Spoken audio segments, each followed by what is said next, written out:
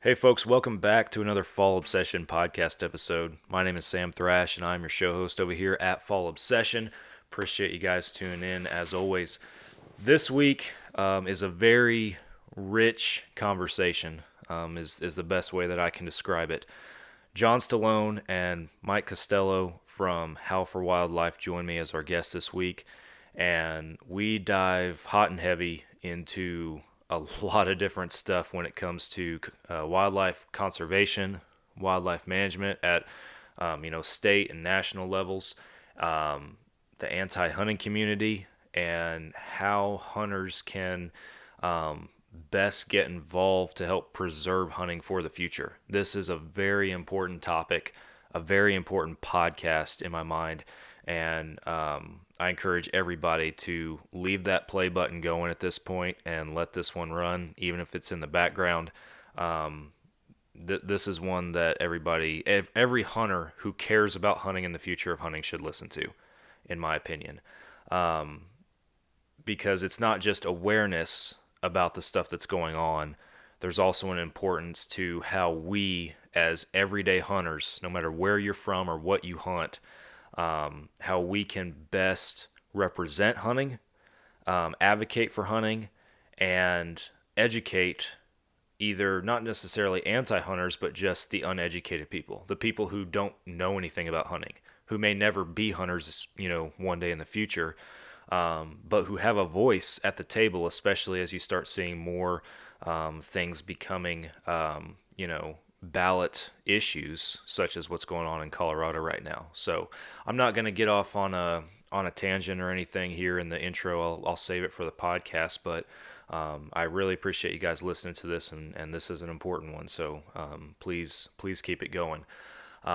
Before we kick into it, I do want to say the HOWL for Wildlife guys, what they're doing over there is very, very important. They talk about their organization and talk in detail about how folks can get involved.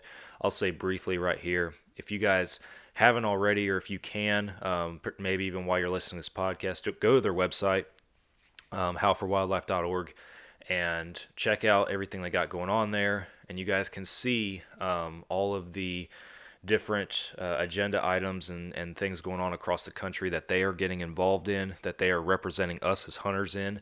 And then you guys can help their cause and help join the fight. And even if you can't pay for their $30 annual membership, they have a free membership that you guys can sign up for too. So a lot of different options there. Again, the guys over at HOWL in this episode, they talk about it in much greater detail and a lot better than I can, but please go check them out and see what they're all about. The other companies that help make our podcast possible, real quick before we get into it, the first one is Hoot Camo. Hoot Camo is a Texas-based company, but they make camouflage patterns and gear that are applicable everywhere. I've been thoroughly impressed this past season with my Hoot gear. The pattern is based off of one of nature's most adaptive predators when it comes to blending in, and that's the owl. I actually recorded a podcast several weeks ago with one of the owners of Hoot, and we talked about all that kind of stuff and kind of the inspiration behind their patterns. But if you guys want to go check out their gear, go to hootcamo.com. I'll vouch for it. I wore their stuff in Texas, in Colorado, in numerous different environments, in the snow even, and it worked really good for me. So if you guys are looking to get into a good, affordable set of camouflage, Hoot's the way to go for sure. They're priced very competitively and very reasonably for the blue collar hunter. So go check them out. The quality's there, I promise. And even if you're not going to get a full set of gear or go all in like that, at least pick up some of the everyday wear. If you're looking at the podcast video, you'll see I'm wearing a Hoot hoodie right here. This is actually one of their kind of lightweight casual wear hoodies that are on sale right now on their website while supplies last. So you guys can go check out the sale section, pick you up one for just a few dollars. They're pretty sweet and pretty comfy. So Hoot Camo, go check them out. Ridge Rock Hunt Company is another podcast partner. Derek Eves over there in Mississippi. He books hunts between you and vetted outfitters across the country in numerous different environments and hunting different species and everything. So if you're looking for that next adventure, perhaps that once in a lifetime hunt, and you want to do it with somebody who's going to treat you right and get you squared away, give Derek a call. He'll work with you on all the details and find something that's right for you. Ridge Rock Hunt Company, Derek Eves is the man. Go check him out on their website and on social media. The Outdoor Call Radio app is another podcast partner. Outdoors Dan from Respect the Game TV, he created an app that you can download on any device where you can stream hunting shows and podcasts on a loop every single day. You will catch Fall Obsession podcast playing on that loop on Mondays, the same day as our new publications, as well as tons of other hunting shows and podcasts that we all know and love. So go download the Outdoor Call Radio app today. It is free. You can start streaming immediately. And go follow Outdoors Dan on social media. He does a couple of live radio shows at local Midwestern radio stations every week. And even if you're not local to one of those stations, you can catch his live broadcast on his Facebook Live. He streams them on there as well.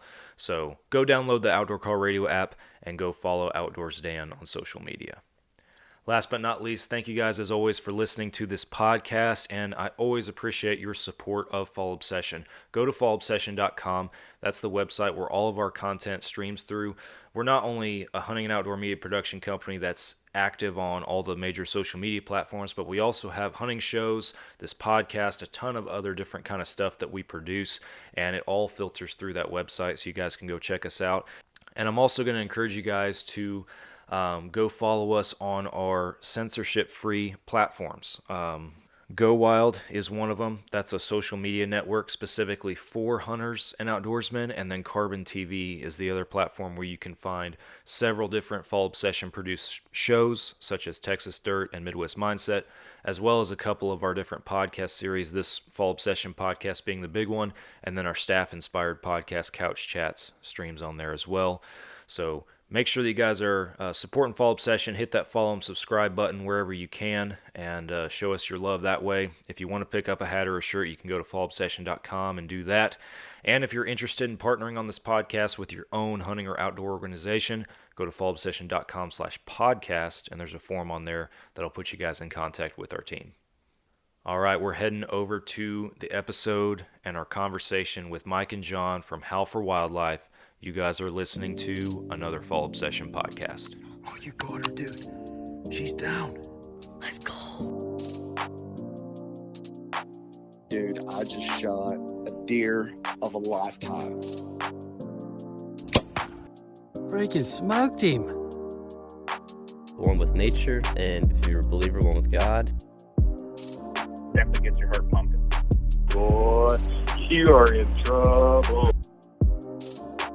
Fall Obsession Podcast. All right, everybody, we're back for another Fall Obsession Podcast episode. This week, my guests are joining us from HOWL for Wildlife. Mike and John from over there are with us this week on our show. Thank you for joining me, guys. I really appreciate you guys coming on the show. Absolutely. Thanks for having me. And Mike, Yeah. I should say. Appreciate the opportunity to talk about HOWL and all the fun stuff that's going on in the hunting advocacy space these days. I know, man. I'm excited. Like, and I know I've mentioned to one or both of you, I can't recall that we've touched lightly some conservation topics, on our show and our platform recently, and there's obviously a lot going on in that realm at the moment.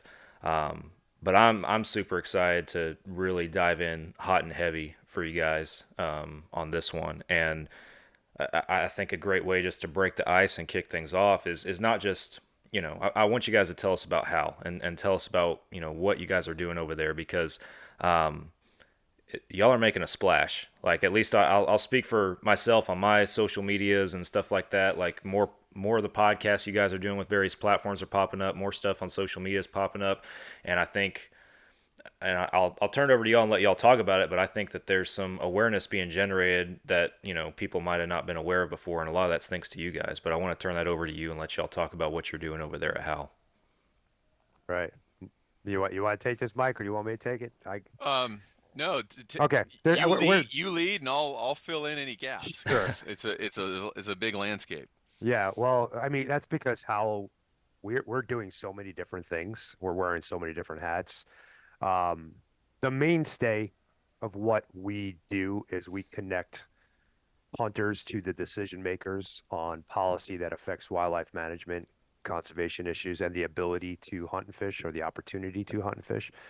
Um, so what that means is if you come to the website, you go to our action center, you click on an action, we provide you the information for that specific policy, whatever it is, and educates you on it. At the end of it, it says, okay, you want to put your name and your email address in here, and sometimes it asks for an address, sometimes it asks for a phone number, depends on who we're talking to, or where we're working. And you hit send, and it'll send a pre-drafted email. It's not a canned email. It'll go directly from you to the decision makers. It doesn't mention anything about HOWL. It goes directly from you to the decision makers, the people that need to hear. And the difference there is if you go to an action center somewhere else, typically it is a form letter. It'll say on behalf of such and such organization and our 50,000 members, we oppose this bill, or we support this, or etc. And those, you know, they're okay, but they're not as effective. So what we've done is we've identified that decision makers want to hear from the constituents. They want to hear from the stakeholders on these things. And we're giving them sound and new stuff, not the repetitive stuff. So that they're getting anywhere from like several hundred different variations of an email to several thousand variations of an email, and it's editable. So like you can go in there and put your own words. You can put your own spin on it. Hey, I'm from this county and this affects my life like this, and so on and so forth. So that's the mainstay. We do other things like organize, we call them pre-game meetings, where hunters are going to go to a commission meeting or meet with open public comment period during a committee meeting or something like that.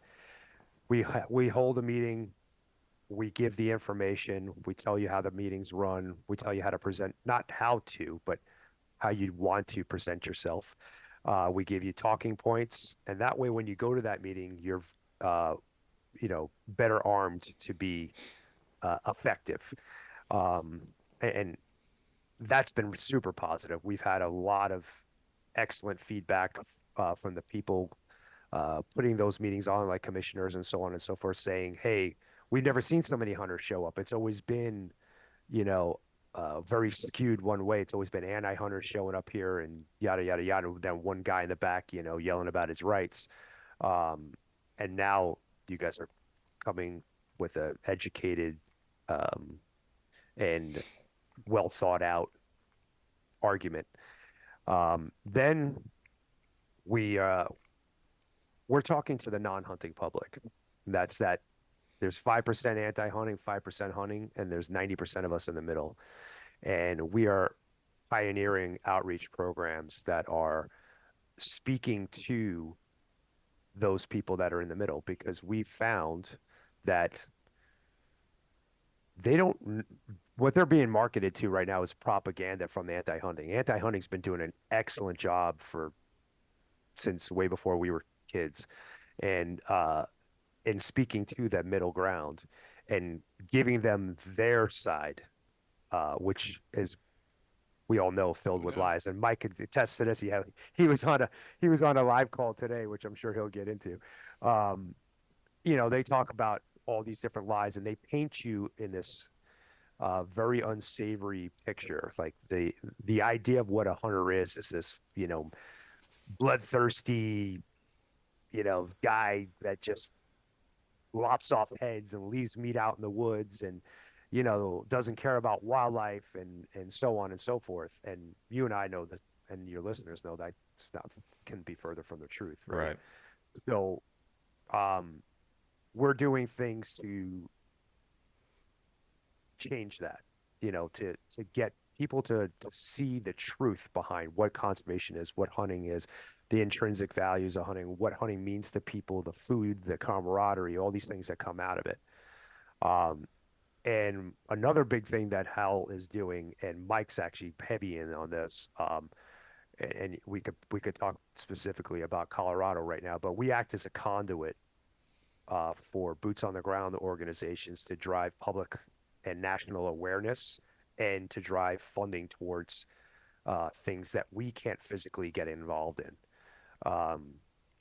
And it's been huge. Like, so the reason why a lot of people know about the Colorado thing, and not to pat our backs, my arm's not that long, but is because that we've been able to put CRWM in this particular case in front of people and help push them along on a national level so that it becomes a national problem or a national issue, not a problem, versus something that would have just been at the state level and possibly died there. So Yeah.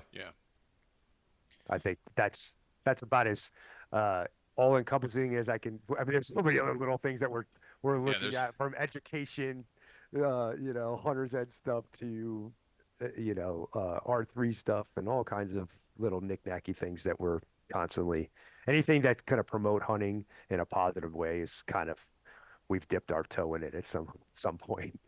So Sam, you mentioned that you've had some conservation issues, conservation orgs on before, but I think so. Going back, why do we even exist?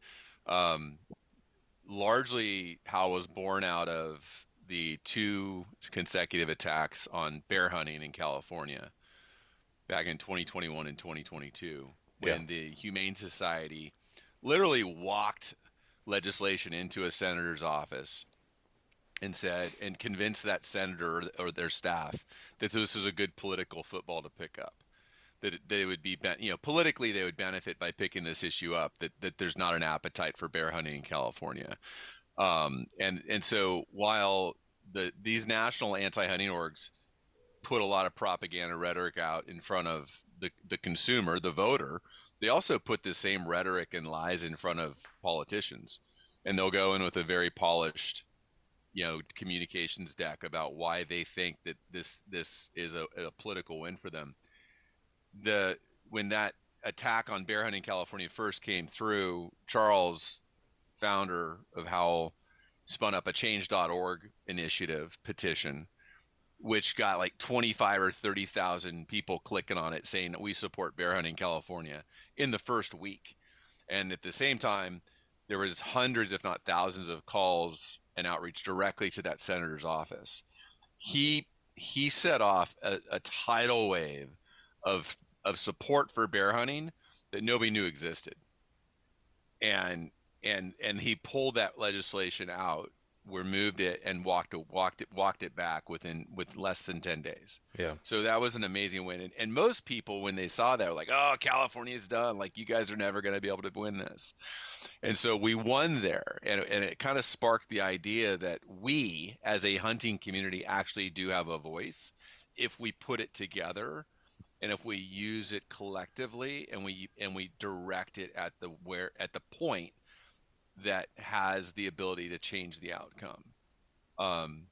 Humane Society of the U.S., again, a national organization, brought this petition forward again in petition format to our commission, and that created about a 9-month battle at the commission level, where HOWL was launched first with an Arizona issue. Then, John, you were familiar with that. I think it had to do with mountain lion hunting.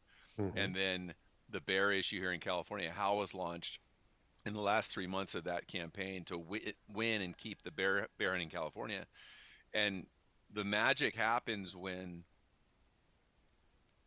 because the action center that John described directs the communications to the decision maker, but it's accessible to anybody. So somebody in Vermont can jump on the action center and have a voice about this issue of bear hunting in California.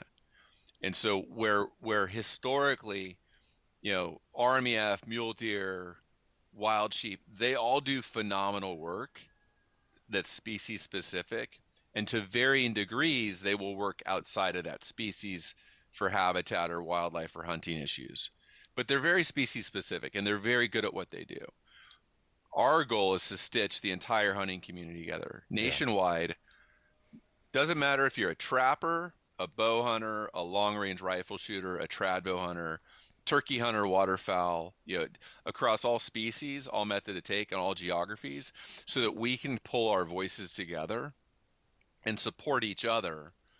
Because what we've seen is that the organizations that would take our rights away to participate in nature, they are doing so on a global and very much definitely a national level. They fundraise from Florida to attack something in Colorado. They fundraise from Washington State to attack something in Oregon. So we need to pull ourselves together. And this is why everybody that listens to your show can dive in and help too, because these issues will come to everybody's back door at some point. Where an organization will go after mountain lion hunting in Colorado, we can talk about that. That same organization will go up and spin some anti-food plot issue in North Carolina. Because they'll go after what's the next incremental thing that they can take away. And that's how they work. And so we really need to band together, and we need a platform that helps us put our voices in one place and put our voices where the issues are being decided at the time that it's needed. Yeah. And to emphasize what Mike was just saying, and we need to realize that we're all in this together, that we're all interconnected. The same reason why you can come from Texas to Arizona to hunt deer here, and I can go to Texas and I can do, hunt whatever there. Yeah, Because pigs, deer. You guys have everything. Yeah. All the critters. You guys have everything. Never even have to leave the country and I can have an African safari. But no, I mean, that is part of the reason why we're all in this together. We're interconnected in a lot of different ways. It's like human nature to, you might feel bad for Mike losing his ability to hunt bear in California, but you don't hunt bear and you're not from California. So why do you care? Why should I get involved? Why should I invest time and get involved? But what you don't realize is that Mike losing bear hunting in California has a lot to do with your hunting in whatever state or whatever species that you hunt in. There's a lot of dots that can be connected, and but if you just look at it from the standpoint of setting precedents, like Mike was saying, that if they come after one thing in one state, they can come to your state to get it much easier. Speaking specifically about the Colorado thing, okay, they've written in their definition of trophy hunting, and they could take that same, because now it's a law. If it becomes a law and it's a state statute or whatever, they have legal precedents to take those words of what trophy hunting is, and they could transpose it on what you love to hunt, Right. and in your state, and it becomes very easy for them to start knocking down the roadblocks that are up for them. But if you want me to, I can connect the dots. I don't want to take up everybody's time, but and I've heard myself say it a million times, so it's up to you, Sam. No, it's just Yeah, Sam, what comes to mind? We've been talking like what's coming to mind for you on this stuff? no, it's just it's interesting because you talk about how it affects everybody everywhere. Even if you're not local to that species or that state or whatever the case might be. And like I look at Texas where I'm at, for example, and for years, Texas has had well over 1 million hunting licenses sold every single year. Over 1 million licensed hunters, but having been somebody like this myself previously, I can speak from experience. Just down here, just the way that the hunting culture is in Texas. You buy your license, you have your deer lease, you show up, you hunt your whitetail deer, you put meat in your freezer, you go home. And Hmm. little mind is paid to, well, where does that money go for my hunting license? What's going on outside of the state I'm in? And then, the last, I don't know, 6 years or so, I've had a couple, two, three hunts out of state and everything. And really, until this last year, when I went to Colorado, that was the first year I was a little more cognizant, just from my own, maturing and knowledge with this kind of stuff, on where's my money going? Hmm. What's the purpose that for these funds? What are they being used for? What's going on where I'm hunting? And of course, it's also going parallel with all this stuff about wolves and mountain lions and all this other Hmm. stuff circulating in Colorado right now. But I think about you know just that number in Texas, for example, over a million Hmm. every year. Hmm. How impactful that could be if all million plus of those people knew what was going on and And had a and use their voice. exactly and use their Yeah. voice. The Well, the the go number ahead. I think the number one reason people the main reason people don't use their voice is a lot of people don't think they have a voice. A lot of people think, it's I'm just gonna we're gonna lose. Like they have a very fatalistic view of we're gonna lose anyway, so why bother? Or they're told contact your electeds. It's like, well, I'm in Texas and this thing's in Colorado. What do you mean contact my elected? I go on so I go I'm in Texas. I go online to the Colorado Senate and I look for how to communicate with the Senate there, and I'm blocked because I'm not a resident. And lo and behold, talking to the Senate doesn't matter or the commission doesn't matter because this is gonna be a ballot box issue. It's like now that I've spent 7 minutes of my morning, my coffee's cold. I'm like, forget it. I have no Yeah, I sucks to be them. I have no voice. Like I don't know how to have a voice. And so having a voice, first you have to realize that we collectively do have a voice. And then secondly, it's how do I make my voice heard? Like what are the mechanisms to go through?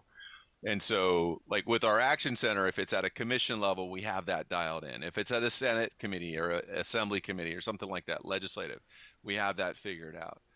The issue in Texas is different. I mean, the issue in Colorado is really dangerous because it's going to go it might go on the ballot. Hmm. It might become a simple matter of every Tom, Dick, and Harry and Susie, Mary, and Jennifer voting. Like and this is akin to, do you want the average voter to decide on air traffic control processes? Do you want the average voter to decide on brain surgery processes? Like biology, Colorado Parks and Wildlife has like 300 biologists, many of them masters and PhD level biologists. They have hundreds of biologists whose number one goal is ecosystem success. And so the idea of pushing this vote to the ballot box where people are going to make a very quick decision because they got busy lives and they don't hunt, or maybe they don't hunt mountain lion even, so they're not really invested, they don't feel invested.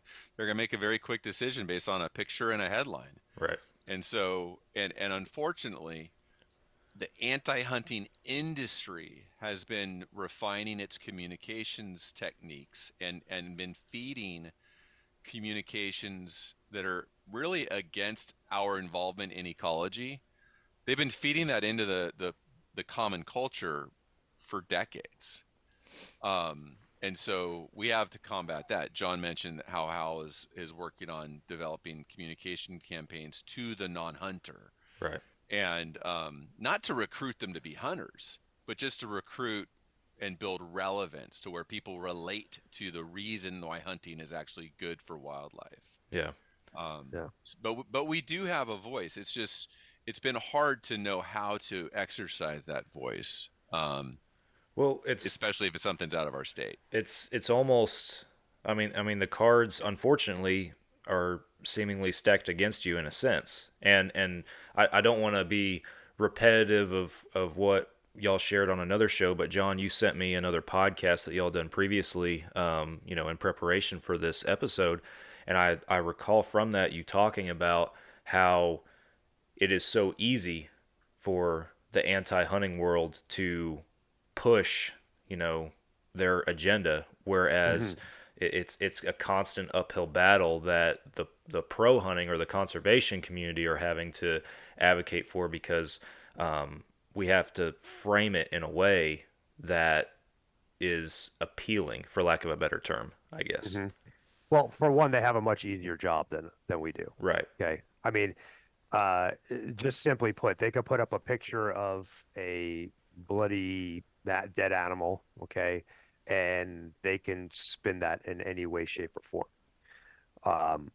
It's much harder for us to tell the story of conservation and where money goes um, and the camaraderie and the meals and it's all these things are much harder to convey to the middle ground in the way that we do things nowadays. Like social media, the way we consume information, it's very hell. I mean, if your computer doesn't load up in 20 seconds or 5 seconds or whatever, or a page doesn't come up on your phone that you just search for in like 3 seconds, you lose your mind, Yeah, exactly. right? So it's hard to have these conversations when there's really no conversation there. And the anti-hunters have a very easy job of doing that. That's why there's a lot of people pushing, hey, don't do rip and grins and yada, yada, yada.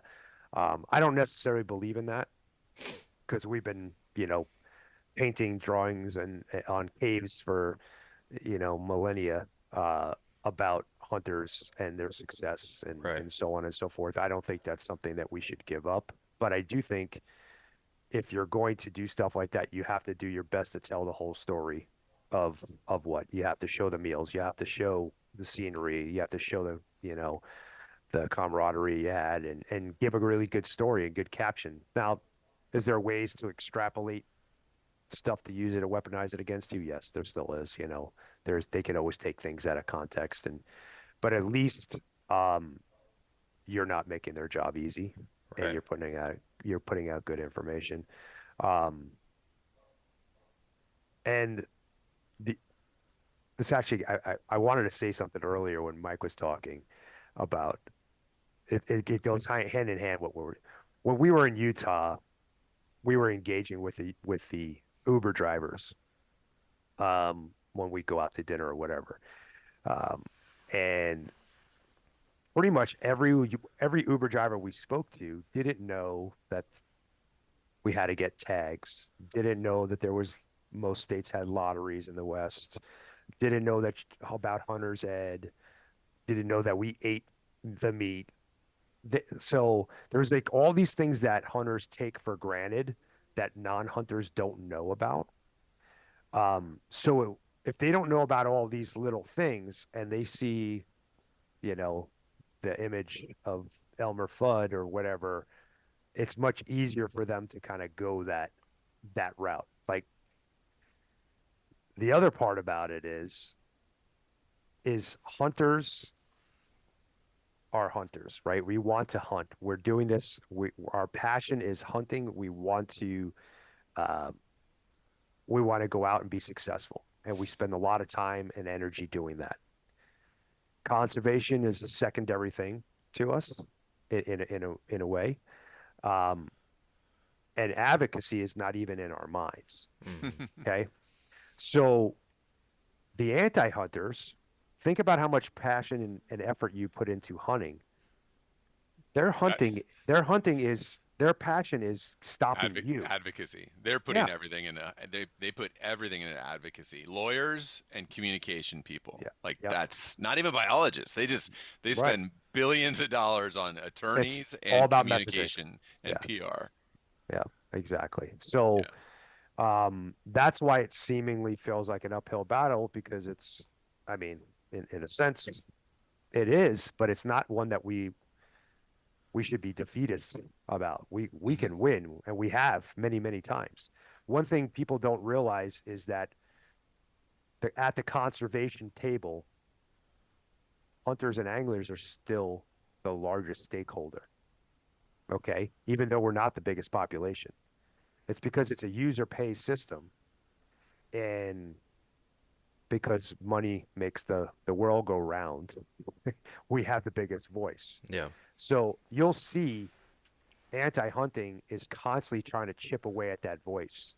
And they do that in a number of different ways. They do that by removing, so what, I didn't bring this up before, but let's talk about that, losing mountain lion hunting in Colorado. Okay, if you lose mountain lion hunting in Colorado, there's a certain subset of the people that hunt lions there that only hunt lions there. Like, let's say I'm a Arizona deer hunter. That's all I do. That's my stick. I love to hunt deer here. That's all I do. It's my main thing. And Mike's a diehard lion hunter in Colorado. And if he loses mountain lion hunting, we just lost Mike's voice and other people like Mike at that conservation table. Plus, we lost whatever funding came from the tag sales of lion hunting. So again, the voice gets smaller.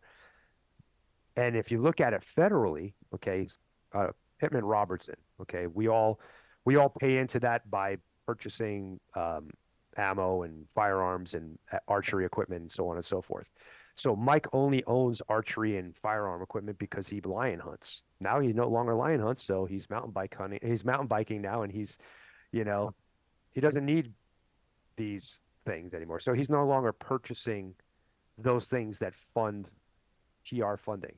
So if you think about PR as a pie, and last year it was $1.5 million, and now you lost Colorado mountain lion hunters, and now it's 1.45 million, or 1.545 billion, excuse me. Now that pie just got smaller. So when they cut a little piece of the pie to give that section of pie that's going to go to Texas, and now that section of pie just got smaller because the whole pie got smaller. Mm-hmm. So now losing Colorado mountain lion hunting just affected Texas directly. And I'm going off on a huge tangent here, but No, you're good, man. You're I want good. to talk about something positive though. So there are a lot of threats to hunting. There's threats to angling too. Like up along the west coast, you've got tons of regulations. Water issues, ocean issues, marine protected area issues. Sturgeon fishing is always contentious. So there's a lot of threats, because there are these organizations that are well funded that have been developing communications to feed into the non-hunting public for a long time. But there's also opportunities. There's also ways that we can act proactively. Two issues that are proactive. Florida is Florida is going to have on their ballot this year in November a right to hunt and fish constitutional amendment.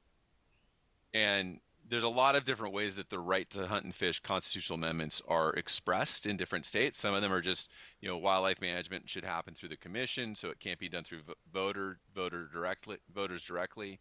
Some of them are just straight up, it's a right to hunt and fish. All of it within a regulated framework. It doesn't mean everybody can just walk out their door and start shooting stuff. It means it has to be through a regulated framework, but it means that the commission and the electors and the electeds can't just take away opportunities to hunt sustainable populations of wildlife. Right. So it raises the bar. It makes it harder for something to be taken away. And one of the things that HOWL did last year was we supported getting that onto the ballot because it had to go through their legislature first. And so we had an action item up that people nationally could jump on and express their voice of support to have Floridians get this right to hunt and fish constitutional amendment. So like 170,000 messages came through the HOWL website. People nationally jumped on that and said, yeah, I want Florida. I want my people in Florida to have that on their constitution as a constitutional amendment. So that's where we can all work together. And it went through the House and Senate, I think unopposed. Like it had every every elected official in the state supported it. Now it's got to go across the line by individual voters. But these are places where we collectively can work together to win and basically raise the bar, make it more difficult for this anti-hunting industry to take things away. And so what, that may have to happen over the next 20 years to get all 50 states. I think 23 states have some format of a right to hunt and fish constitutional amendment. But that's a place where we work together. And the other place where we work together is this issue in Colorado. John mentioned that HOWL has partnered with CRWM. So Coloradans for Responsible Wildlife Management is the advocacy organization in Colorado that has a lobbyist. They do advocacy work just in Colorado, and that's all they do is advocacy work and education. They don't focus on a specific species or type of hunting. So they're doing this, but at a state level. They need funding. They need a grassroots movement to support them. And so we basically started partnering them January 1 of this year and said, we're going to do everything we can to get you airtime, to get you in front of people, to get you this groundswell of support. And by mid-February, so about a month ago, by mid-February, somebody from all 50 states had written them a check. Wow. They've received hundreds of thousands of dollars, if not already millions of dollars. Yeah. Millions of dollars, $10 donations up to $100,000 donations from individuals that are not in Colorado who are saying, I want this attack on hunting, I want this attack on wildlife management to end here in Colorado. So we as a community can get together and support that there. Because at the end, often, hunters, whatever our issues are, I want to get in politics. I don't want to get involved in politics. Well, none of us do. Yeah. None of us want to get involved in politics. But there's a point in time where there's a game going on inside the arena. And if we sit outside and just complain about the refs, well, we're never going to win. So we have to get in the arena at the right time. And this is one of those right times to get inside the arena to where we can fund the war chest and build the machine that helps us win in Colorado. Because I believe that we actually have, I know that we win on facts. I know that we win on wildlife success. I mean, heck, there's 5,000 mountain lions in Colorado now. There were 200 60 years ago when the animal was made a big game animal and started with regulated hunting. So regulated hunting has helped the mountain lion. So I know we can win on data. I know we can win on science. And I'm certain that we can win at the ballot box by getting, all 50 states hunters to throw in 10, 20, 50 bucks and support that communication machine that's going to be needed to win there. And if we can win there against this issue, we can do this in any state. Yeah. Now the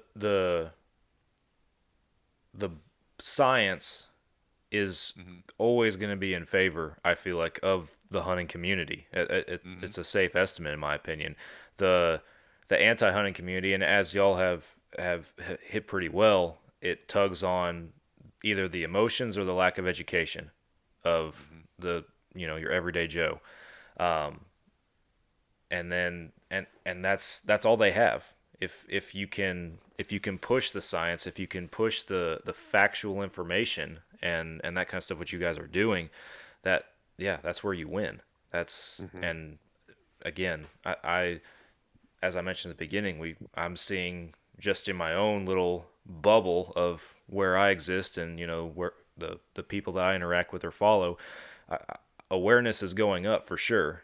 Because whether you may, even if folks are not hearing something about like the mountain lion issue, even if they're hearing like all this negative stuff about mountain lion hunting's going away, it's going away, your curiosity, well, what are they talking about? Let me get on Google here real quick.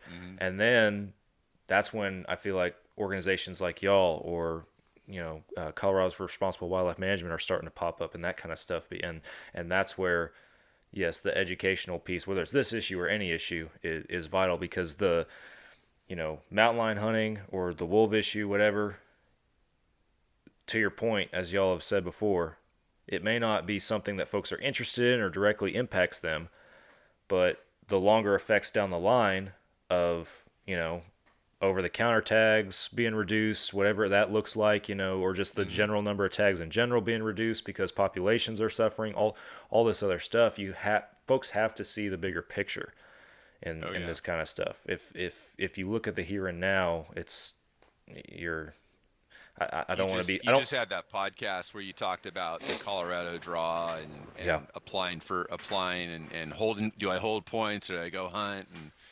Colorado, I think every hunter that opens up a magazine or looks at like a Colorado landscape and sees a a bighorn sheep or a moose or their mule deer or their elk. Like their mule deer and elk are just phenomenal, and the landscapes are amazing. You've been there now.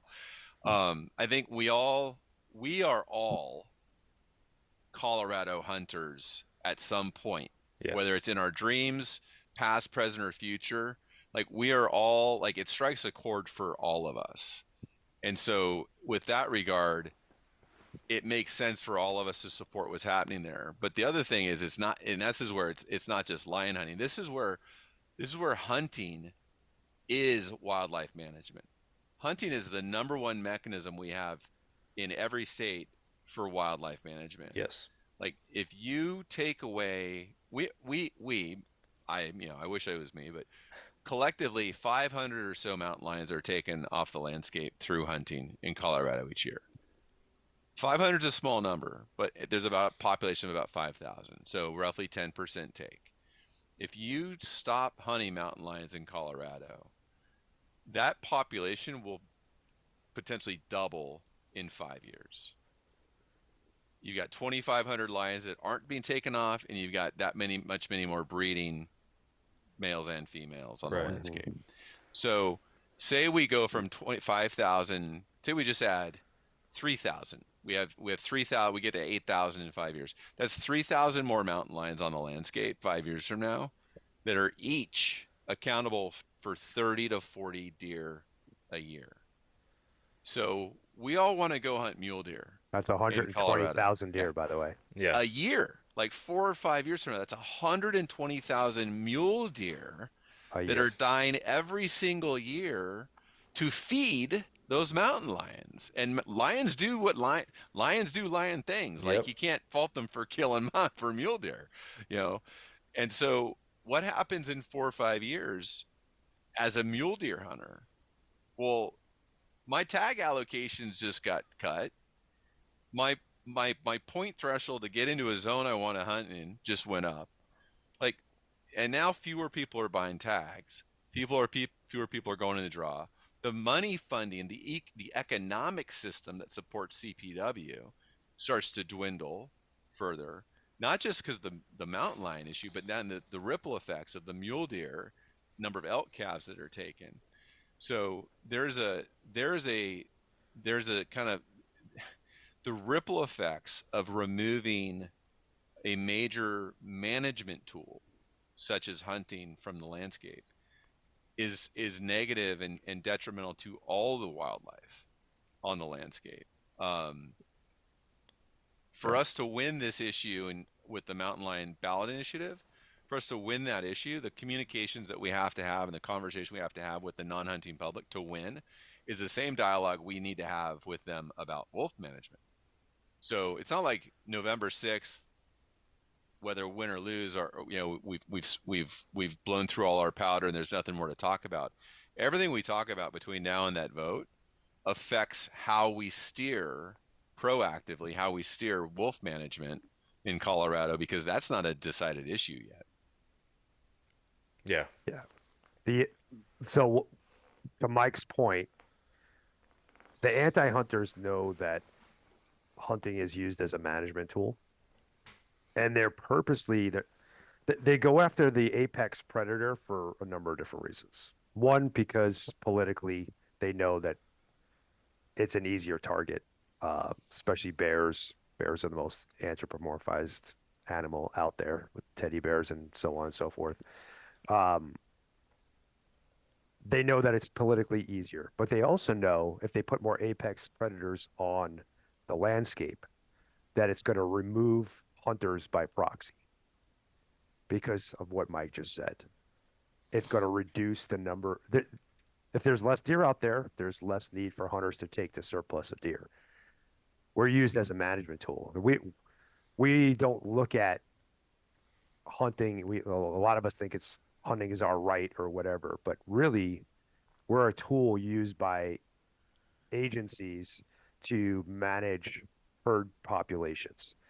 And if something else is on the landscape managing those populations, there's no need for you. Then, again, like Mike was saying, it starts breaking down the system. Yeah. And it's a snowball effect because if there's less money coming in that hunters were paying for the privilege to go hunt, then there's less money going to habitat and management stuff. So by default, there's going to be even less deer because there's no money to support habitat and so on and so forth. So it just like keeps tumbling down and into a downhill spiral. And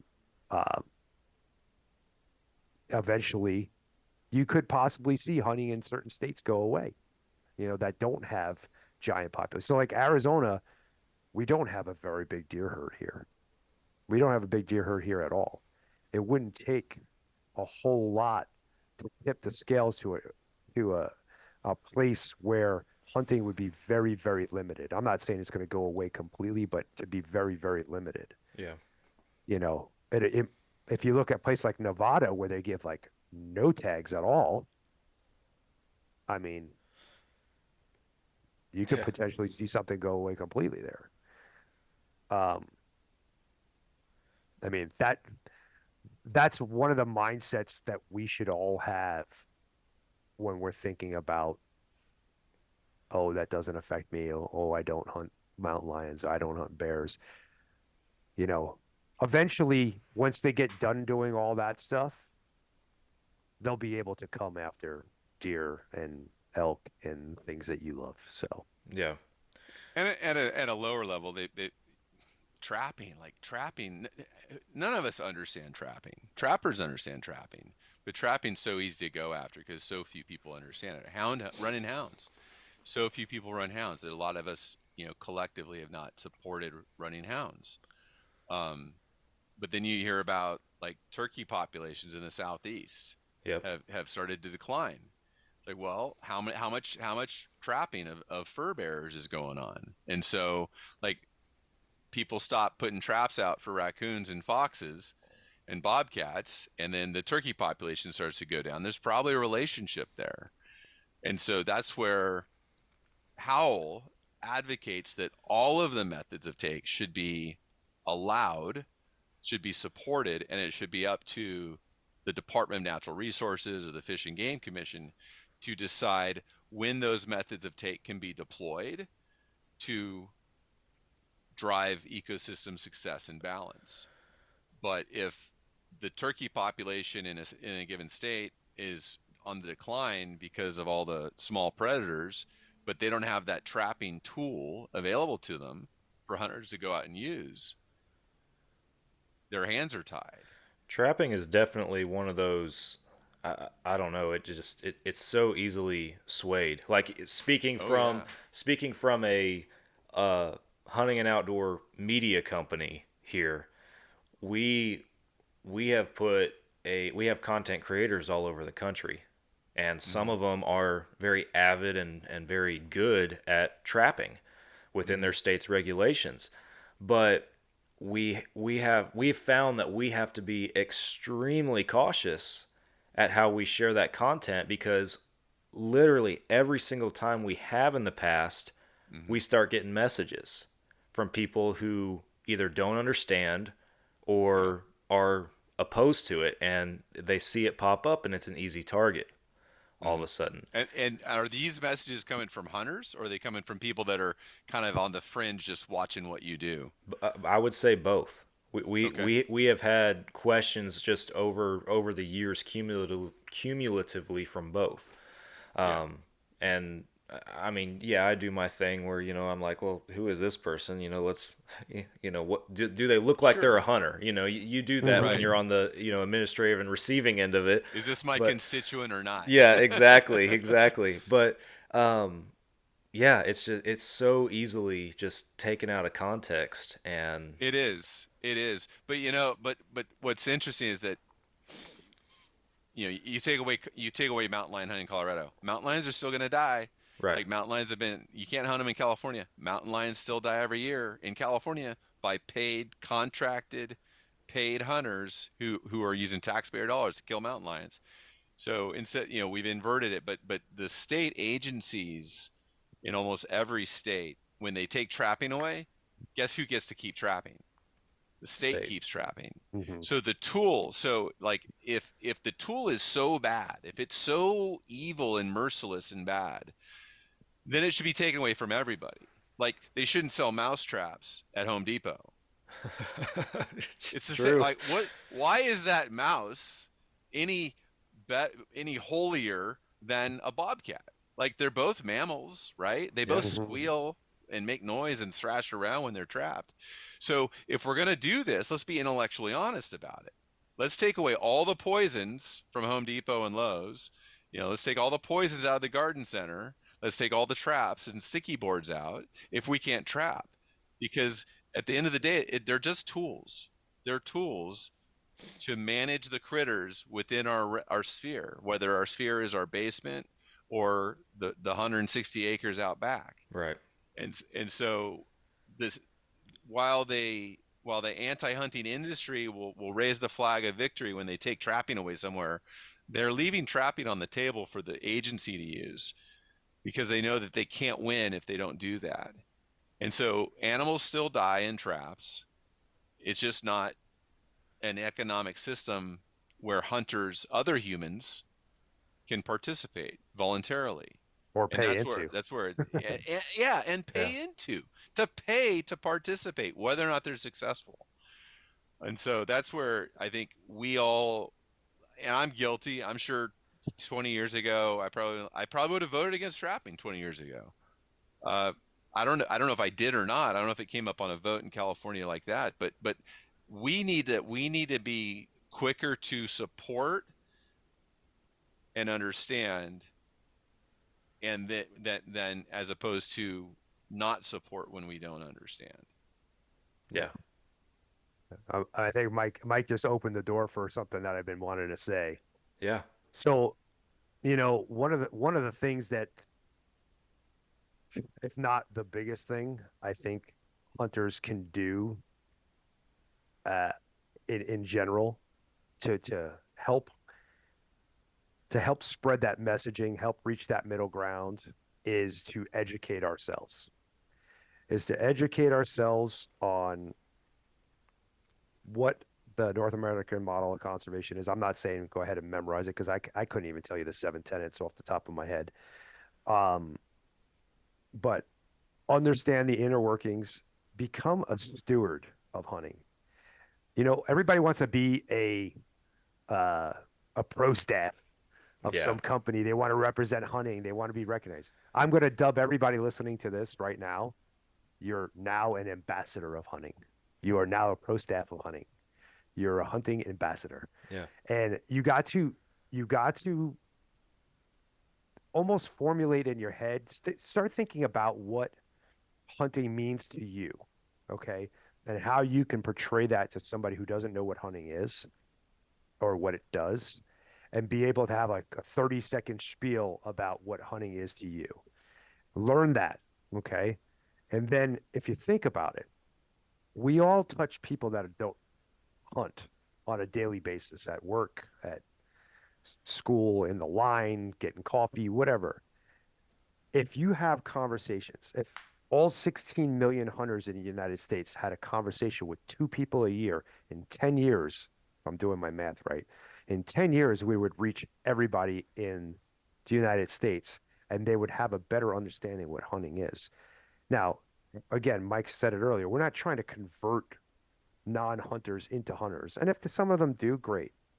That's fine. But we're not trying to convert them. What we're trying to do is create a sympathetic voter that understands and has a better understanding of what hunting is and what it does and what it means to us, the human values, the all the awesome things that go with it, the meals that come out of it, the memories, the heritage. And these people start understanding that, if you're talking to somebody at work, Sam, and you tell them about hunting, they don't hunt, and now something pops up in Texas, that person goes there, they're like, I remember talking to Sam, and Sam's a good guy. I'm probably not going to vote this way. Or at least they'll look into it more. I'm Yeah. not saying, it's the solve all, but it certainly would help us tremendously if we were able to start swaying not The neighbor, necessarily, hey, the neighbor, I don't even the, want to say swaying because swaying sounds like it's giving them the right information. yeah. Taking away that negativity and the lies and the propaganda that they've been fed to since they watched Bambi, you know? Yeah. And it's like, if we can do those things and we become ambassadors of hunting, and we could take it back to what we were talking about earlier, is thinking about what we're putting out there and what we're saying. If we're all good stewards and ambassadors of hunting, that's going to go leaps and bounds, and we're going to be able to move mountains. And I mean, in my opinion, we would be a force that it would be undeniable. So, In that regard, also, sometimes I have to catch myself. Even we talk about the voter, like the voter who chose to reintroduce wolves in Colorado. We talk about that voter very negatively. Like we have all kinds of colorful ways to describe, that voter who doesn't choose our side. The problem is that voter is usually being swayed with a very quick decision that's infected by the true anti-hunting industry. We need to like pull those voters in. We need to realize that voter doesn't care. Like that voter doesn't think twice about our issue unless we're having them think about it. And so we have an opportunity to, instead of being mad at that middle of the road voters, as hard as it is, we need to love them. Right. Like we have to actually like embrace them and say, hey, come over here. I want to talk to you about this thing that's really important to me. And it's going to take time. Like it's going to take potentially, decades, because they talk to our kids in school about hunting in a way that doesn't look good. Like they educate kids intentionally to skew their mindset 20 years later. But we need to realize that if we are angry with that voter, we will never get them to support us. Like if we talk smack about the average, 34-year-old urbanized, postgraduate student that drinks a $7 latte every day, if we talk smack about that person because they don't get us, well, they'll never get us. In fact, they'll just be like, they'll put the finger up to us as well. And so we really need to acknowledge that people can't know what they haven't learned. And if they haven't learned what it is that we're talking about, why hunting actually helps wildlife populations, if they haven't learned that, it's because we haven't been the ones sharing it with them. So we need to just we need to take ownership of that aspect of the communications and that aspect of making sure that our community, the 100 people that live around us, the 100 people that we work with, the 100 people that are closest to us at the softball league or at church or wherever, that they all have that they understand what our value set is. And the more we share that value set with our immediate communities, the more those people will then turn and support us, and they'll have resistance to this kind of infection of propaganda and rhetoric coming from outside. Yeah. You talked about earlier, the uneducated image of hunters, just being these crude people who kill animals, for the sport of it. We have to be, you talk about being stewards of hunting, but being stewards of the image of hunting that we portray, and that's where the impact is made, right? if I'm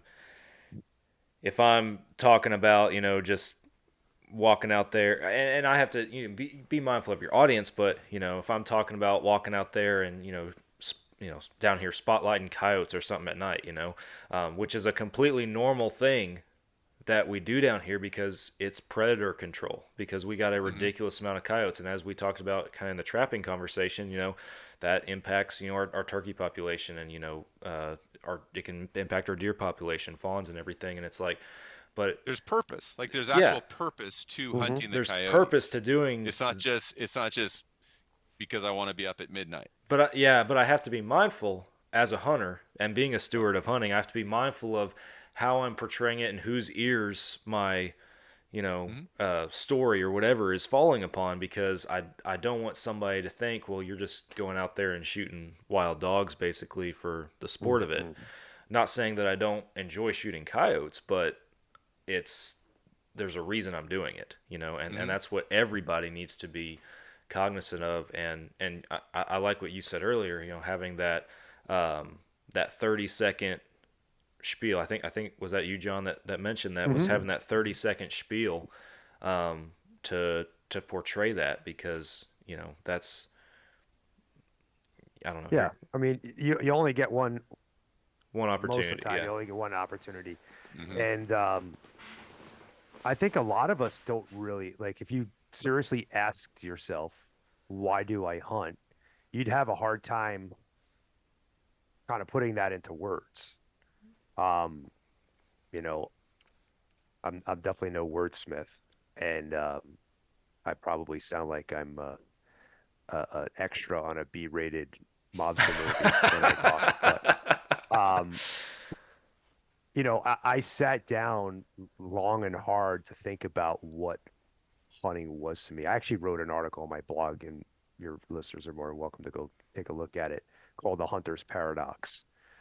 Um, and it kind of spells out, it gives some of the truths, and not some, I should say, gives some of the uh I don't even know how to put that in words actually right now, but it gives some of the sides that, like, I do stuff for adrenaline rush. I do stuff because it's fun.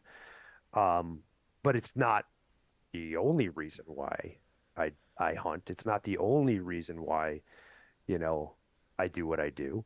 So, and if you can look at all these different things, if you read that, might help you formulate your own opinions. Um, or just take a deep dive into your own psyche and kind of like, hey, why do I do this? And pick out the stuff and think about the person on the other side, how they would receive that. Right. Okay. When I'm on the outside looking in, of course, looking at somebody going out there with a spotlight and shooting coyotes from the road or whatever, that looks terrible Right. because there's no context Right. there. So the same thing goes for your conversation with somebody. There's no context there. So when you're giving them your reasons, and you got to kind of like, flesh it out in a way that, hey, the person on the other end, they can consume this in a way that it makes them understand. Um, I keep going back to, when we were in Utah talking to the Uber drivers and stuff. I continue to do that, by the way, Mike. Yeah. Um, No, it was you know, that educational for us. that that interaction and realizing where people are coming from. I started to touch on it earlier, that there's a big disconnect. They don't really know. They just know what's been fed to them over the years, or what they've heard, or what they assume. Um, so, just giving them the actual facts, and the actual, that in itself it moves mountains. Yeah. It helps.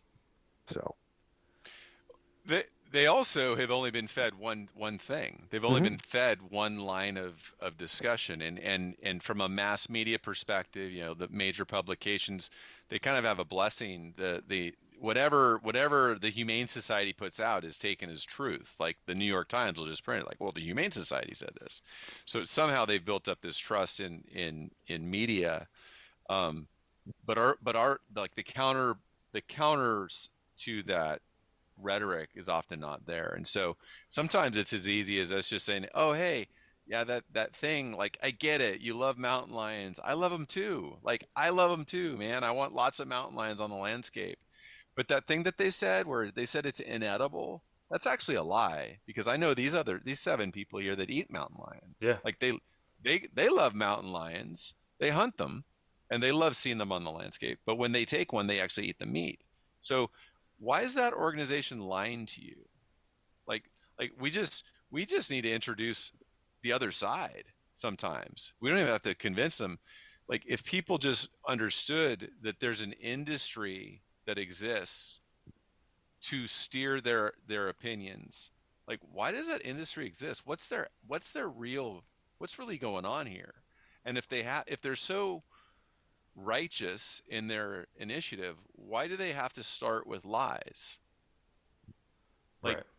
voters don't want to be lied to. And so if that person that's in the middle generally doesn't care, they're going to start to look at the lies and the rhetoric differently, and that alone is going to flip a portion of people to be supportive of what we do. Not that they want to do what we do, but they get it, and Right. they see there's truth in it. Like there's truth and there's realness in it, and we don't have to misrepresent what's going on. Exactly. I couldn't agree more. I want to bounce real quick in our conversation because I know, John, you've used as examples a couple times, like hunting in Arizona and everything like that. But I wanted to talk real quick about, because there was just a loss of auction tags or in Arizona, or Mhm. that's kind of headlining right now. You want to talk a little bit about that and what all's involved with that? Yeah. Let me preface this. Anytime, and this is a good example of why we need to be unified. Uh-huh. Every time that there's hunters on both sides of an issue, that issue almost 100% of the time will side with anti-hunting. Mm. Okay. So there are people within the hunting community that believe that auction tags um, are not good. There's some people that say it doesn't follow the North American model of wildlife conservation. There's other people that look at it from a you're taking away opportunity from me. There's really a lot to unpack there. So let I'll kind of try to simplify it a little bit. If let's talk about the opportunity first. Okay. So people think there's people within the hunting industry that think, hey, um, you're giving away a tag that could have went to the general public. So you're shrinking my odds. So we'll take sheep hunting here in Arizona, and I'm going to use arbitrary numbers and shrink it down so it's easy. But there's 10 units, and we give away one tag per unit for the general public to draw, right? They add an additional tag. They add one more tag. And it's not a tag that they can add to any one unit. This one tag is split up over the 10 units. So it's like 1/10 of a tag per unit. And if you know about the way the opportunity is set, is a biologist go in there, will figure out carrying capacity and yada yada yada, and they know how many animals have to come off the landscape, okay, to have a sustainable, healthy population. So that's why you can't add one tag to one unit, because that would skew the management objective for that unit. But 1/10 of a tag doesn't really affect the numbers. Okay, so they add one tag. Okay, so out of the 10 tags that are given for Arizona residents and non-residents to draw, let's say, and again, these are arbitrary numbers, let's say it brings in $150,000. Okay, that money goes into whatever it needs to go into to support sheep hunting. Well, in Arizona statute for these auction tags, we sell a tag for $380,000. $380,000, 100% goes to sheep. Yeah. 100% has to go back to sheep. 100% goes back to the department. Okay. So that $380,000 came in on one tag versus the 10 tags that were there previous. If that makes sense. Yeah. So that's the opportunity thing. If you're also going to look at it in a different light. Okay, when they started this program back in 1984, there was only 40 something sheep tags total. And now I think it's 150 something tags. I don't know exactly, but it's at least that much. So, So sounds like wild sheep management has been successful, Yes. and this has been a part of that. right. So we created 100 more opportunities for you to draw a tag through the funding that came in to put more sheep on the mountain. So people look at it like, oh, you're taking away it. But no, it's because some rich guy is willing to take $380,000 out of his pocket for an opportunity to go hunt sheep. And he is creating with that money, we're creating with that money, this many more opportunities for you to go hunting. The other big thing is, you want to say I was something, just Mike? gonna say when you say it goes back to sheep, I think like that's hard to envision. Like, what's that mean? But if you envision like habitat support, So 2018 to 2021, ridiculously terrible drought in Arizona. Millions of gallons of water were trucked or flown by helicopter out into the desert landscape, into catchments and water tanks throughout Arizona. Those millions of gallons of water kept sheep and deer populations alive through one of the worst droughts in the last 100 years. Yeah. Yep. That ain't free. Nope. And so like that is one of the most tactical and measurable and obvious ways that you can say, why would it be good for us to have a $500,000 donation for one tag? Yep. It's because it could fund keeping the entire sheep population in a region alive for a year or two. Yep. That's a So- great. I'm not trying Go to ahead. get you off your Sure. your comments here, John, but that's a great analogy, and I'm glad you made that because I feel like it doesn't matter if it's sheep or something more local to you, whatever state you might be in, but I feel like that's something that hunters themselves don't hear about a lot because everybody Right. they might understand, okay, I buy a hunting license, it goes to wildlife management or it goes to conservation, but what does that What's mean? that mean? Yeah, Right. no, What's that nobody. mean? Not that the information is not out there for them to find. Some folks might not make an effort to learn, understand, but it also leaves it open to interpretation that, well, they're just making money off of me. You know? Sure.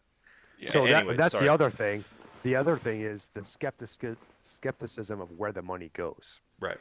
So in Arizona specifically, it's a statute, it's a law that 100% of the money taken in for a tag has to go to that specific species. So again, using sheep, they sell that tag for $380,000. $380,000 has to go. So I think the mentality of it is, oh, they're using that money to buy trucks and pay salaries, but it's not. It's 100% restoration and habitat specifically for sheep. It doesn't go to the department, doesn't, and the people auctioning it off, like the wildlife groups that are doing that, Arizona Deer Association, Desert Bighorn Sheep Society, all these, they don't get any money. So people are like, oh, why? Well, why do they do it? Well, let me tell you why they do it. One, it's kind of an attraction tool to their banquets. It brings more people into the banquet because they want to see these crazy numbers on these awesome, things. And so they'll be able to sell more tags, more seats, excuse me, more tickets. They'll be able to sell more of the things that raffles that they're doing within their banquet. So there's a benefit there. But the Arizona statute also is, if this organization auctions off the tag, they can, well, I'm not exactly 100% sure if they're first in line or not, but they have influence as to, they're part of this group that decides what projects will be done for that year for those species. And that means a lot to them because they're like, okay, cool. We have a say in what water hole is being built or what, fence lines being repaired, these things that happen for these projects. So that itself is a bad thing. But if you look at it, doing what Mike and I do and what HOWL for Wildlife is doing, we look at it the whole picture, right? There's infighting going on between hunters. And if I'm an anti-hunter and I see this, I'm just salivating in the corner, just waiting for the aftermath. Which dead bodies am I going to scoop up here? Right. That's number one. Number two, we talked about that voice at the conservation table. You want to take a big chunk of the voice away the conservation table, you take away the $3.2 million that was made by auction tags. Yeah. Okay. For habitat work. And you take down Arizona, which is the gold standard of what the auction tag system is. It is the most defensible.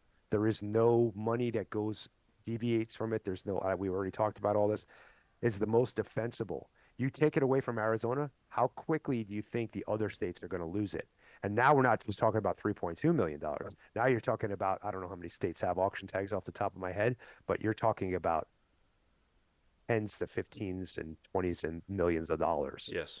Now that voice just got really small. And you just play into the anti-hunters. And I'm not against removing, I just did a podcast with Arizona Game and Fish, which unfortunately I'm not going to release because Arizona Department of Game and Fish are not the commission. And it was kind of unfair to put them in this position to talk about this. But the only thing that they're going to be expected to do the same work by operating leaner. Okay. So anybody who's in business will say, well, if you can operate leaner, then why don't you operate leaner and we'll still take in the $3 million and we'll be that much better off, right?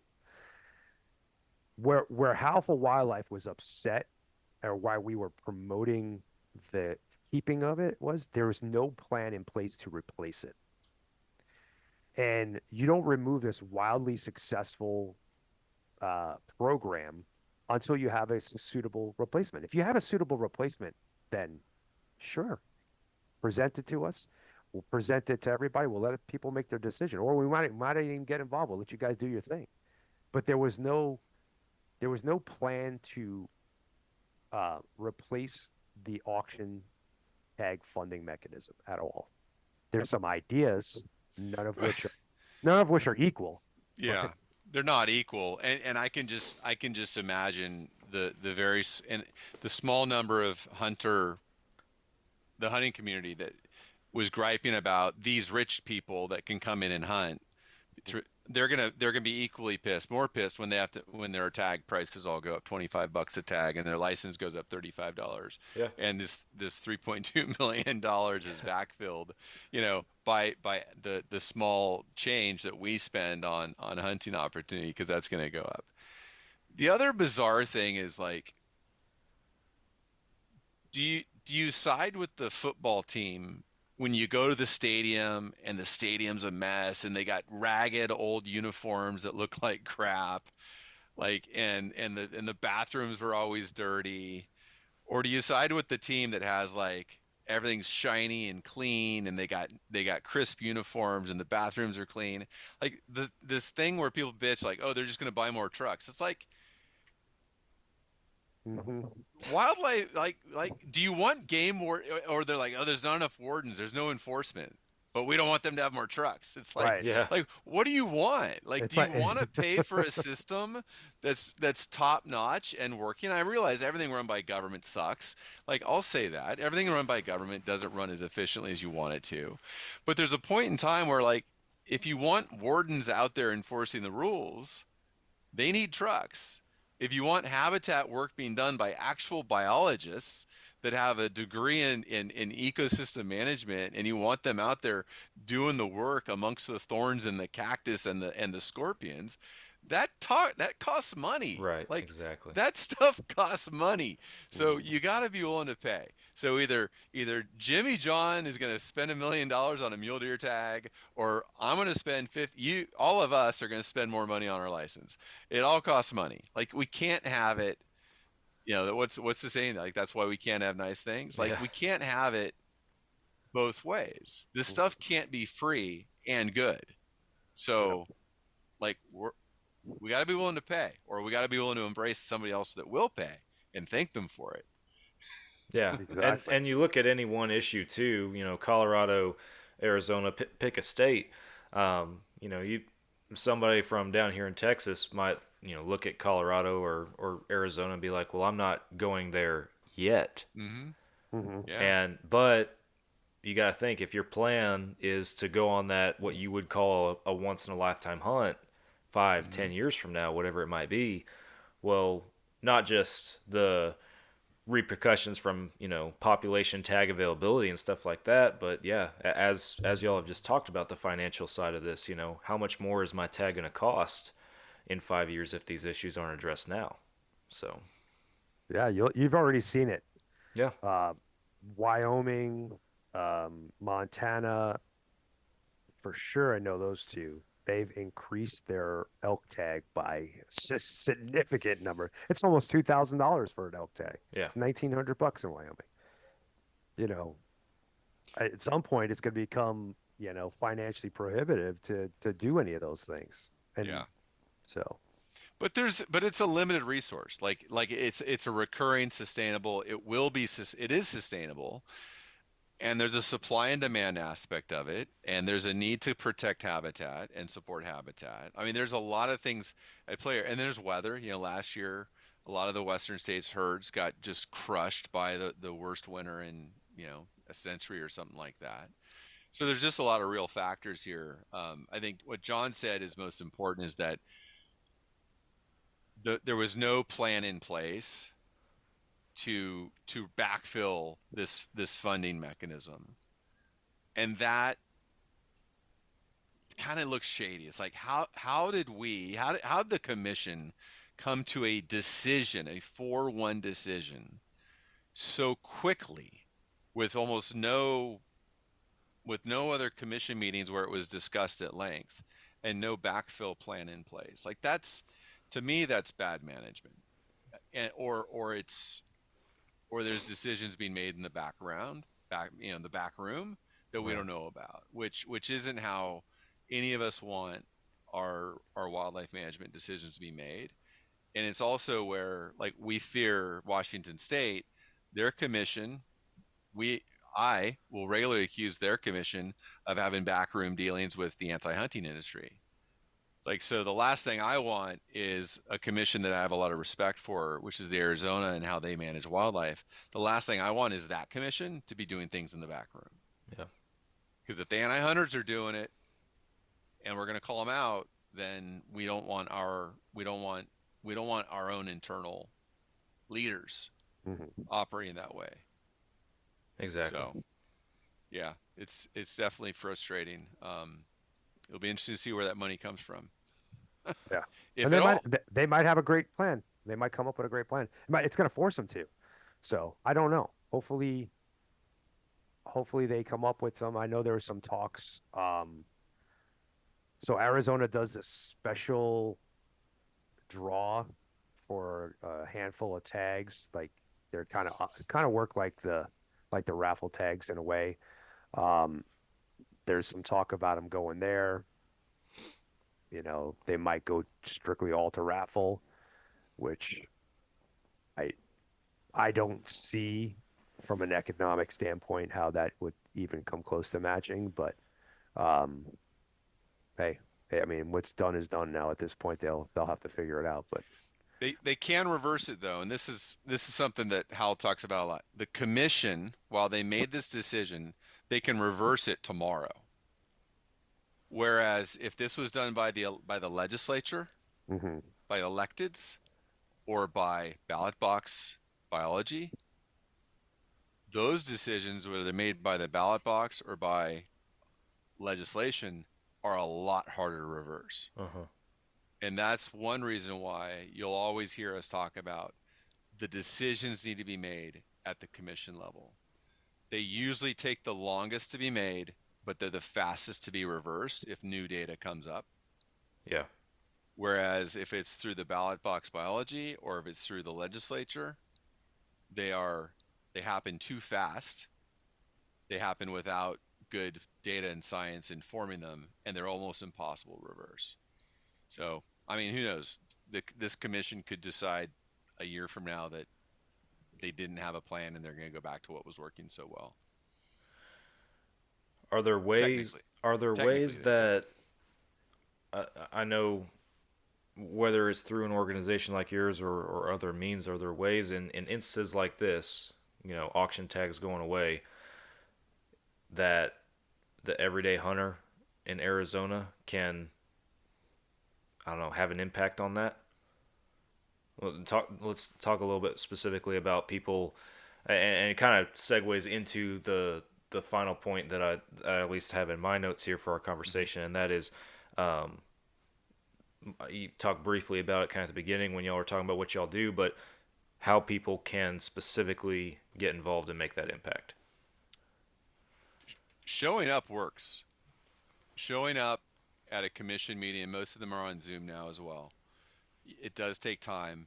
Most of us are working all day. It's hard to break away and sit down and watch a Zoom or be part of a Zoom meeting. But showing up works, and speaking to the commission, if it's not on the agenda, you can usually there's like a public input where you can comment on something that's not on the agenda specifically.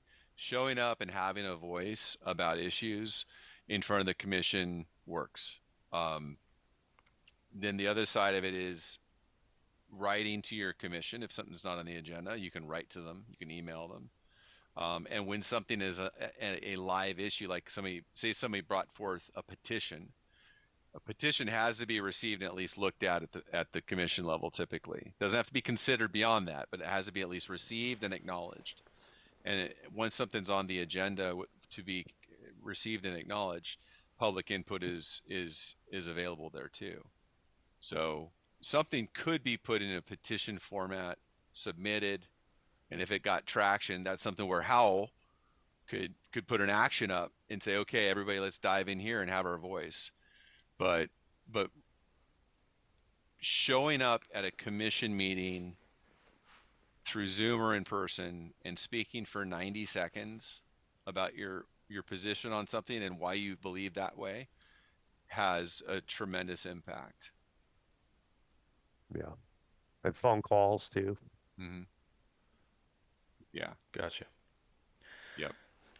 So guys, I know we've been going on for a while now, but as we begin to conclude our podcast together, first and foremost, I wanted to make sure that we're not leaving anything on the table. If there's anything else that you guys want to be sure that you bring up in our discussion here and mention to our listeners, mention to anybody tuning in, if there's anything that we hadn't hit yet or that you guys would like to talk about.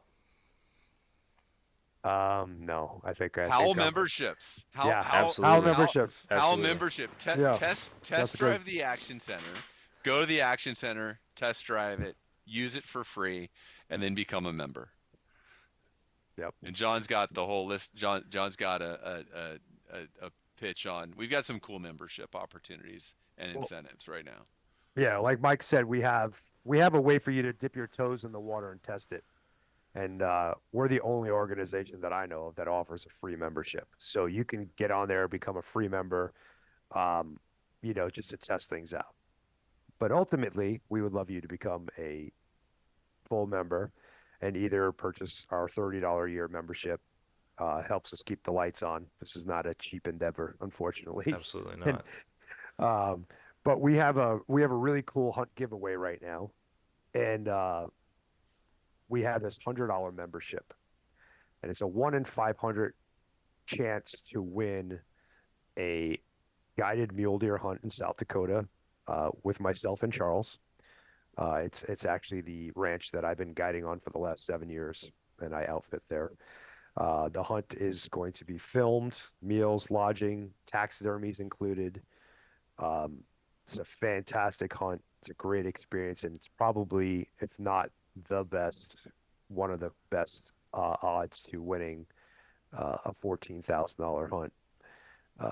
So you just go on there. If you go to our actions, excuse me, our join the pack page that has all our memberships. You'll see on there, there's different things too. Like if there's tools, like if you use Go Hunt, for instance, Go Hunt Insider, Go Hunt has partnered with us and has been a partner of ours for a couple of years now. Even if you already have the tool, you can go on to Howl for Wildlife and purchase a Go Hunt membership, and you get the full subscription like you would the $149 subscription that you would if you would have went to their website and purchased it.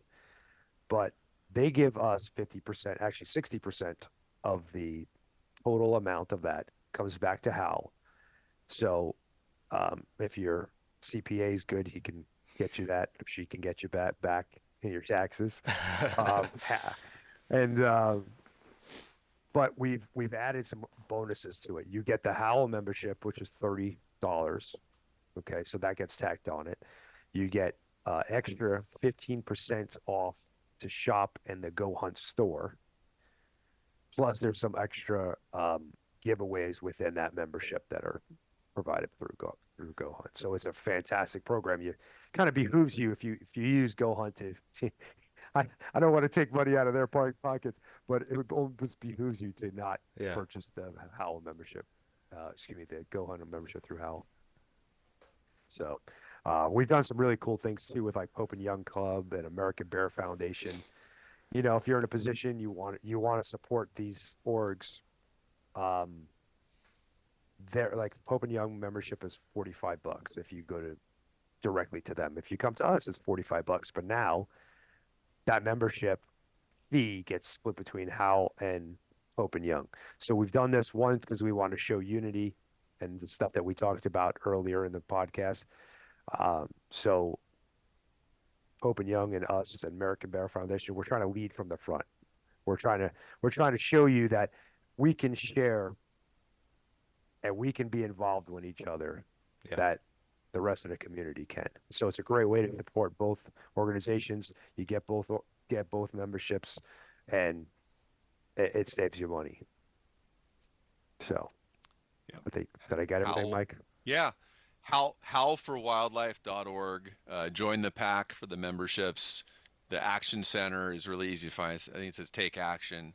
The Action Center refreshes with new items at least monthly, and so things come and go on there as they show up, in legislation or in committees or in the commissions.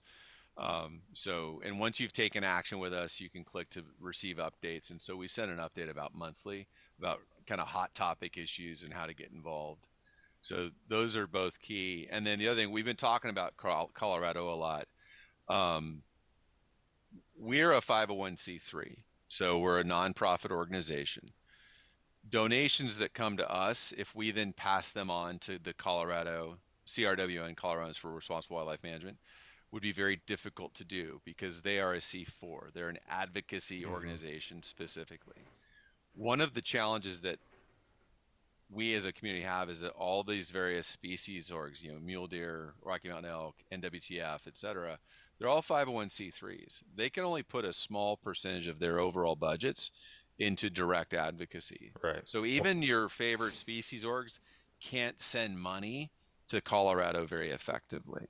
And so we've been advocating throughout this whole year that if you want to support, if you want to throw 20 or $50 behind this issue in Colorado and support the initiative there to win when this thing hits the ballot box, send money to CRWM directly. And their website is savethehuntcolorado.com. So super easy, savethehuntcolorado.com. You can get more information directly from them, but the money that goes to that organization is going to be what fuels a victory in November through educational and marketing tools in Colorado. So that's how to support that, and then obviously howlforwildlife.org for everything that we're doing on a national level. Yeah, be fantastic. Awesome, guys. Well, now for our listeners again, I'll put my emphasis on there as well. Like go and sign up Like even if you don't have the money, if the budget's tight, a free membership, at the minimum, anybody who listens to this podcast can at minimum go do that, and I encourage everybody to do so. But Thank you. guys, I really appreciate y'all coming on the show for this week's episode and talking to us about all this stuff. I would call this, one of our rich conversations. It had a just packed full of information and stuff that folks need to pay attention to. So thank you for taking the time to share all that with us. Yeah. Thank you. Thank you. Fall obsession. Fall's only 6 months out. It's time. I know. Time to start thinking about fall. I know. I got to get out to my place and do some whitetail management in March right now. So Exactly. That's awesome. It's always hunting season. it is, yeah. Despite what our name says, we're active and involved year round, all seasons combined. So, but I love it. Thank you. well, Thanks a lot. yeah. Sam. Take Appreciate care. you guys. Thank y'all. For those of you guys listening, thanks for tuning in. We're back again next week for another podcast.